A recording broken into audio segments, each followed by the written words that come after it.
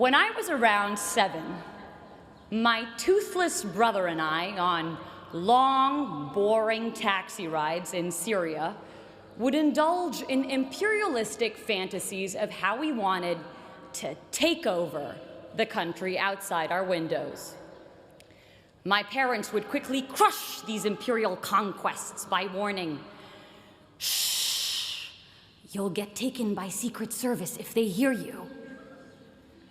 The walls everywhere, we were told, could hear our revolutionary ideas and would send us to prison. Whereas children here had ghosts and the boogeyman, our equivalents were our governments. Fast forward to 2010. When I first got here, someone told me, if Harvard shut its gates, it could be its own country, just like the Vatican. As I've walked through this place every day for the past 4 years, I was struck by how true this idea was. I saw it everywhere, the Harvard nation. I saw it in the big and obvious things. We had our own version of the Statue of Liberty, the John Harvard statue, our own embassies, the Harvard clubs of Boston and London, a tax collection agency, the Harvard Alumni Association, and an endowment larger than more than half the world's countries' GDPs. We also had our own diplomatic passports. Nowhere did I see this more clearly than at US Immigration at Boston Logan Airport. Whenever they saw I was coming from the Middle East, "What were you doing there? Why are you here? Why did God make you from the Middle East?"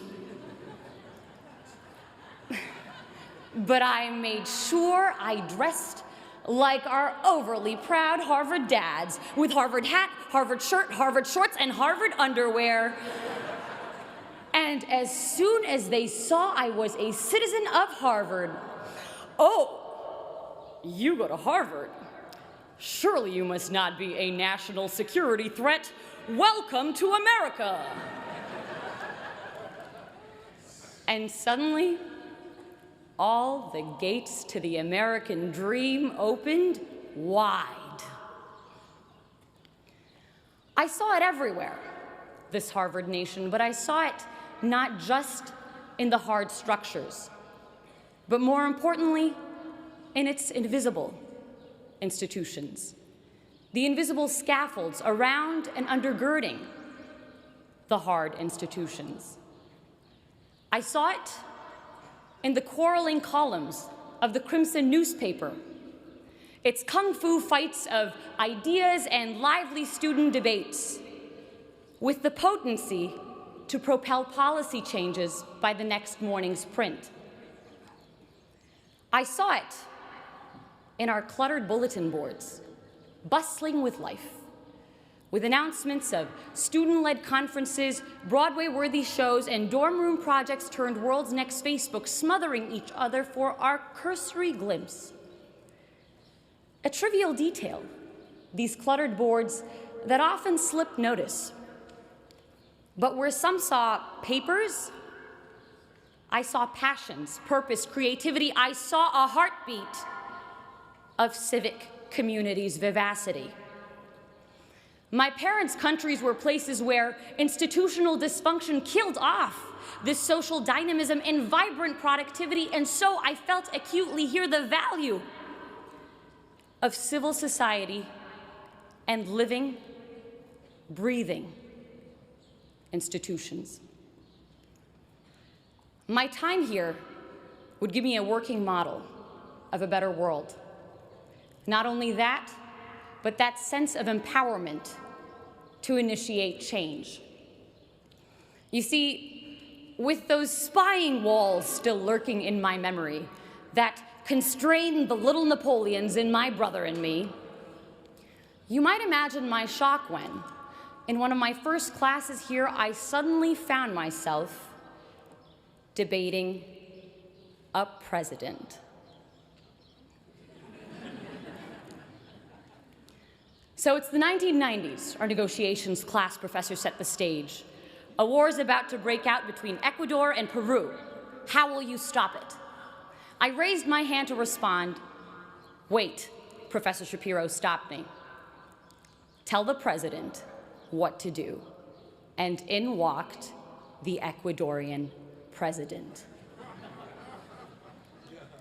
In bringing the president to me, in having me speak to and question a shaper of history and experience the value he saw in my view, Harvard would make me feel I too could be him. I too had the power to shape history and not just be passively shaped by it. That sense of infinite possibility we have as children to think big and conquer great things was returned to me here. A less despotic version of it. But what seemed intractable problems of the world became opportunities for me, for us, to change things. You know, when I first got here, my name was Sarah. After Harvard, it would become, hey, Harvard! With people stuffing 378 years, 5,000 acres of real estate, the entirety of Widener Library, and 32 heads of state all into my 5'6" self. Ridiculous as it is, there's a strange reality to it. Arab-American author Renda Jarrar pictures inhabiting a new place as running barefoot, the skin of our feet collecting sand and seeds and rocks and grass until we had shoes made of everything we'd picked up as we ran.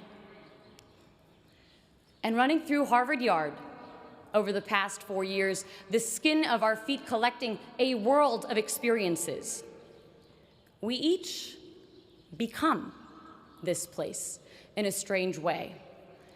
Each of us picking up bits of people and history and ideas that changed the way we saw the world.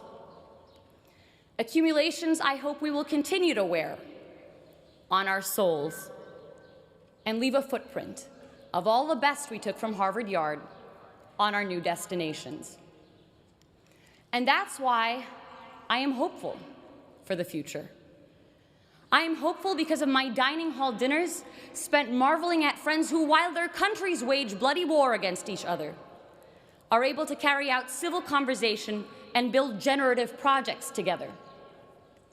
I am hopeful because of the founding mothers and founding fathers of revolutionary ideas like these being launched into the world, who will make of its institutions, its constitutions, its hospitals, its art houses, something better. We hear a lot in the news about an Arab Spring. This graduation is sending 6,000 revolutions into the world, and the 6,000 revolutions graduating as part of the class of 2014. If we take those revolutions, those great ideas sparked behind Chipotle burritos and Starbucks coffee cups in our version of Tahrir Square, Harvard Square, out with us into the real world, into the real Tahrir Squares, and make something of them. Revolutions not in arms, but in minds more powerful and permanent and pervasive. For this isn't a Ukrainian revolution or an Arab Spring, but a global revolution.